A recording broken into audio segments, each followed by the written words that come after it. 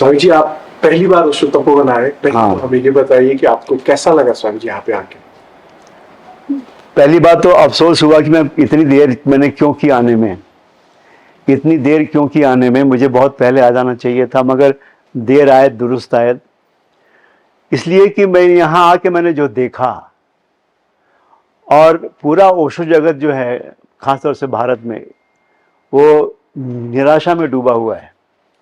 कोई उम्मीद दिखाई नहीं पड़ती। मुकदमे चल रहे हैं सुप्रीम कोर्ट में, आश्रम के गेट के बाहर लोग जाके वो भी झंडा वंडा उठा के करते हैं प्रदर्शन, मगर उसमें कुछ होगा नहीं, ये ऐसा मुझे लगता है। तो अभी जो है तपोवन जो है ओशो जगत की आखिरी होप है, आखिरी आशा है। तपोवन बचना चाहिए, बढ़ना चाहिए। यहाँ ध्यान है या ओशो की ऊर्जा है, चाहे तपोवन हो या कल मैं आशीष में गया था, मतलब हर जगह। अभी ओशो की समाधि में गया था मैं, हर जगह ओशो की ऊर्जा बिखरी हुई है और सब इतना सहज है, ध्यान इतना सहज है और सरल है। और ध्यान सबसे बड़ी ज़रूरत है ओशो सन्यासियों के लिए आज, क्योंकि उनके जीवन से ध्यान मिसिंग है। और ध्यान मिसिंग है इसलिए उनके जीवन में प्रेम भी मिसिंग है। ध्यान के बिना प्रेम संभव नहीं होता। और इसीलिए जो सन्यासियों में आपस में टकराव चल रहा है, नाम लेने से कोई मतलब नहीं है मगर सब जानते हैं, वो सिर्फ इसलिए कि ध्यान नहीं है, इसलिए प्रेम नहीं है। और ध्यान अगर चाहिए तो बस आज की तारीख में मैं सब जगह गया हूँ, जितने बड़े बड़े सेंटर हैं इंडिया में, बड़े बड़े जो आश्रम हैं, सब जगह मैं गया हूँ, ध्यान कहीं नहीं है। दुकान सब जगह है, ध्यान कहीं नहीं है। ध्यान सिर्फ यहाँ है, तपोवन में, या आशीष कहें या और दूसरे जो कम्यून है। तो मैं मानता हूँ कि तपोवन जो है वो ओशो जगत के सन्यासियों का भविष्य है, अगर उन्हें ध्यान चाहिए, अगर उन्हें सच में ध्यान चाहिए। और तपोवन जो है वो भारत का भी भविष्य है। अगर भारत को सच में ओशो को वापस जागृत करना है भारत में, उसका माध्यम तपोवन ही बनेगा, नेपाल ही बनेगा। नेपाल का सौभाग्य है कि यहाँ पे तपोवन है, और हम खामखा दुनिया भर में चिल्लाते फिरते हैं कि भारत विश्व गुरु होगा। नहीं, भारत कभी विश्व गुरु नहीं बन सकता जब तक कि तपोवन अपनी भूमिका पूरी न करे। तो तपोवन के ऊपर एक बहुत बड़ी जिम्मेदारी है। भारत का भविष्य स्वामी जी तपोवन पर निर्भर करता है, ओशो जगत का भविष्य तपोवन पर निर्भर करता है। ठीक है, अब हम लोग की भी उम्र हो गई, फिर भी हम कोशिश करेंगे, हम जो कर सकते हैं वो करेंगे, और कोई उद्देश्य नहीं हमारे जीवन का। इतना तो हम कम से कम ओशो के लिए कर ही सकते हैं गुरु दक्षिणा, और तो कुछ नहीं दे पाए।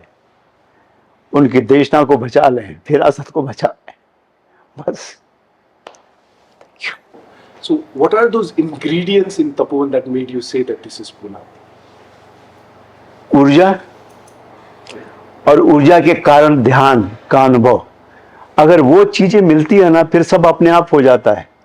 मैं यहाँ देखता हूँ इतना काम चल रहा है, यहाँ कंस्ट्रक्शन, वहाँ construction. It remind me so much of Pune one. हम ध्यान करते थे, सब कुछ होता था और काम भी चलता था कि चलो एक नई बिल्डिंग और ले ली, उस बिल्डिंग में काम शुरू हो गया, वो बढ़ई आ गया, वर्कर आ गए, काम भी चल रहा है। बाकी विस्तार जो हो रहा था आश्रम का, एक्सपांशन, वो काम चल रहा था और हमारा भी विस्तार हो रहा था। अद्भुत था कि एक फिजिकल विस्तार था, एक जो आश्रम का विस्तार था, और एक तरफ हमारा विस्तार था ध्यान की वजह से। और ध्यान की ऊर्जा लगती थी काम में। जो आश्रम के हम सन्यासी जो काम करते थे, हमारे लिए वर्शिप थी। हम लोग भी काम करते थे, ईंटें ढोते थे, बाथरूम सफाई करते थे। मतलब पूना वन में अमेरिका के डॉक्टर्स, PhDs आके यहाँ पे, अगर वो अपने असली नाम से आते तो ये देश उनका सम्मान करता, एयरपोर्ट पे जाके रिसीव करता राष्ट्रपति उनको। मगर हमारे आश्रम में बाथरूम साफ करते थे अपने प्रेम के कारण। ये पूना मन था कि वहाँ पे आदमी अपना CV जो है, अपना प्रोफाइल भूल जाता था कि मैं कौन हूँ, मैंने क्या किया है ज़िंदगी में। या मैंने क्या अचीव किया है, you forget everything. You are there for Osho and whatever is required of you, you go and do it. Bathroom साफ करना है, झाड़ू लगाना है, खीले ठोकना है, चाय पिलाना है, कुछ भी करना है. स्वामी जी ने बहुत चाय पिलाई है वर्कर्स को. गार्बेज मैन था, गार्बेज मैन. है, और बड़े प्रेम से करते थे, उत्साह से. डिश वॉशर, हाँ, सब्जियां काट रहे हैं, खाना बनवा रहे हैं, कुछ भी कर रहे हैं. और वो सब ध्यान का हिस्सा था. जो जो काम हम संसार में रूटीन में देखते हैं, वो काम वहां पे हमारी पूजा थी, हमारा ध्यान था वो. तो वो जो यहाँ मैं देखता हूँ, यहाँ में जो कैंटीन में जो लड़कियां खाना सर्व करती हैं या सब वो पहुंचाती है, जो खाना आता है, उनके चेहरे पे वही ऊर्जा है, वही चमक है जो मैंने पूनावन में देखी थी. तो मैंने सबको भेजा कि अरे पूनावन वापस यहाँ जिंदा हो गया है, तुम लोग आओ.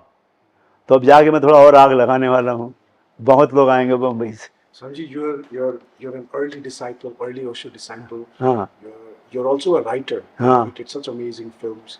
So आपका तो जो देखने का तरीका है वो भी थोड़ा deep है, थोड़ा different है. You have a different insight of seeing things. And yesterday I saw, आप तो ओशो के ऊर्जा में भी रहे हैं. हाँ. आजकल लोग बहुत ये बोल रहे हैं कि that Osho is no more, that he is No, left his body. that is a lie. Did you- That is a lie. That is a lie. Osho himself said it is a lie. कहाँ जाऊंगा मैं? कहाँ जगह है जाने के लिए? Body is just a intermission, interval है. थोड़ी देर के लिए आपके पास है, फिर आपके पास नहीं है, मगर आप तो हैं. तो हवाओं में, फूलों में, पत्तियों में, आसमान में, बादल में, सब जगह. तो it's a lie. Osho is no more. वो फिजिकली सही हो सकता है, but it is not correct. Osho हैं और बड़ी बड़ी बड़ी ताकत से हैं, और बल्कि ज्यादा एनर्जी से हैं. मैं अपना उदाहरण दूं, मैं सुबह वॉक को जाता हूं, मैं बोलता हूं तो लोगों को यकीन नहीं होता कि देखो मैं वॉक को जाता हूं तो मेरे एक तरफ गौतम बुद्ध चलते रहते हैं, एक तरफ मीरा चलती रहती है, दोनों मुझे मेरे वॉक में कंपेनियन है. और वॉक मेरा होता है, कभी कभी ओशो को सुनते हुए वॉक करता हूं मैं. I could feel it. और कभी कभी तो इतना स्ट्रेंज होता है वॉक के बीच में, स्पेशली ऑन 11 दिसंबर एंड 21 मार्च अगर उस दिन होता है, अचानक कहीं भी ओशो की ऊर्जा अभिभूत कर लेती है वॉक के बीच में. And you stop and you are overwhelmed. And you also have to be little careful, क्योंकि और लोग वॉक कर रहे हैं, पूरी जनता वॉक कर रही है. There is not much scope, but at least for a few minutes you are stunned, you are frozen, you are in the bliss. Osho, आप ओशो के साथ मौजूद हैं. तो ओशो कहीं भी आपको पकड़ लेते हैं, जहां भी आप अपने आप को छोड़ देते हैं, ओशो आपको पकड़ लेते हैं. There's one thing I marked when you were speaking, Swamiji, that sometimes you were saying things like, "Oh, I'm saying this out of Osho's permission," हाँ. or I'm saying this because this is what Osho told me. Yeah. ये मैं अभी Osho, like as if you just had a conversation with Osho. Yeah. How do you talk with him? I don't need to talk to him. He talks to me. Why should I bother about talking to him? He decides when I need him. I don't. Because I don't worship him or go and pray. ये वो कुछ नहीं करता मैं. Osho decides when I need him most. And he comes. And he speaks. He speaks through me. Sometimes he reacts through me, sometimes. That is why when I am saying something, I am also listening to it. I am not just a speaker, I am also a listener there at the moment. Because it is not coming from me. And when I say कि ओशो की permission है, मैंने इतने confidence से कहता हूँ, you guys must be shocked. When the hell did I get the permission from Osho? You have no idea. Osho is always giving the permission if you have kept yourself out of your way. If you can do just that, if you are full of yourself, you can't be full of Osho. And if you're full of Osho, you can't be full of yourself. And that is the whole disease. We are too full of ourselves. You drop yourself and Osho is there every moment. Wow. He will also talk to you. It is happening all over again because the right medium is available. It's not that Osho was not interested. in sharing himself. We didn't have a medium. We didn't have enough people with the sensitivity कि we become invitation to Osho. So when you open yourself, he starts working through you, and the same thing begins to happen. चाहे शक्तिपात हो, चाहे वो कीर्तन हो, चाहे कुछ और हो, and that is why the experience is the same. That's I shared with you guys. It is the same experience because it is happening all over again, and that's how it used to happen every phase. और ये कहीं नहीं होता. What is happening here happens nowhere. I have been to those places. So that's why this place is very important, very valuable, and you people are very lucky. So how do you see him? No, एक तो ये है कि Swami ji is my guru भाई. Yes. So we may be separate bodies. He has his body, I have my body. हमारी जो common चीज है वो ओशो है या ओशो का अनुभव है. And yes, it is like, let me tell you, to give a very bad example. Once Kabir and Farid met they both were, in the same period time, and the disciples of both were very excited कि अरे क्या मजा आएगा, दोनों enlightened है, फरीद भी कबीर भी मिलेंगे तो क्या बात होगी. दोनों में कोई बात नहीं हुई. तो शिष्य बेचारे परेशान हो गए कि हम तो सुनने आए थे कि बहुत बड़ी बात होगी. तो कबीर ने कहा अपने शिष्यों से, फरीद ने कहा अपने शिष्यों से, जो बोलता वो बेवकूफ होता. उसको मालूम है सब कुछ, मुझे मालूम है सब कुछ, लेना देना क्या है, क्या बोलना है. बात खत्म हो गई है. ओशो के साथ बातें खत्म हो गई हैं. बात करने को कुछ बचा नहीं है, क्योंकि बात करने को बचता तब है जब आपका ईगो बचता है. ईगो से ही सारी बातें बचती हैं. वो नहीं है तो बात करने को कुछ नहीं है.